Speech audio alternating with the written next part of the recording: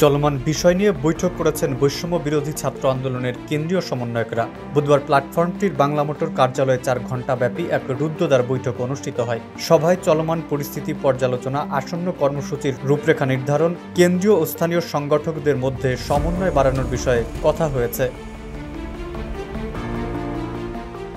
কোটা থেকে শুরু হওয়া আন্দোলন ধীরে ধীরে পরিণত হয় সরকার পতনের আন্দোলনে। আর এই আন্দোলনের সামনে থেকে নেতৃত্ব দেওয়া ছাত্র নেতাদের আহ্বানের সাড়া দিয়ে দলমত, ধর্মবর্ণ নির্বিশেষে এক কাতারে নেমে আসে রাজপথে। অবশেষে ছাত্র জনতার গণঅভ্যুত্থানে পতন হয় স্বৈরাচারী হাসিনা সরকারের। ক্ষমতাচ্যুত হয়ে পালিয়ে যান ভারতে। এদিকে ছাত্র জনতার এই বিজয়ের পর ছাত্র নেতাদের এই সংগঠন একটি প্ল্যাটফর্ম হিসেবে পরিচিতি পায়। বুধবার বৈষম্য বিরোধী ছাত্র আন্দোলনের কেন্দ্রীয় সমন্বয়কদের বৈঠক হয়। বৈঠক শেষে সাংবাদিকদের সঙ্গে আলাপকালে আন্দোলনের মুখ্য সংগঠক আব্দুল হান্নান মাসুদ বলেন, একমাত্র ওয়ালটন এসি দিচ্ছে 1 বছরের রিপ্লেসমেন্ট গ্যারান্টি।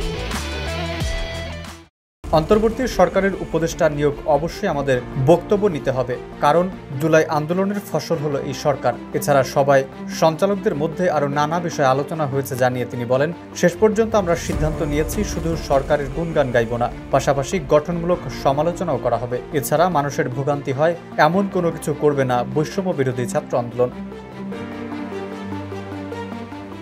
মুখ্য সমন্বয়ক মাসুদ বলেন, বিপ্লবের 100 দিন উপলক্ষে আন্দোলনের শহীদ ও আহতদের নিয়ে দিনব্যাপী কর্মসূচি পালন করা হবে।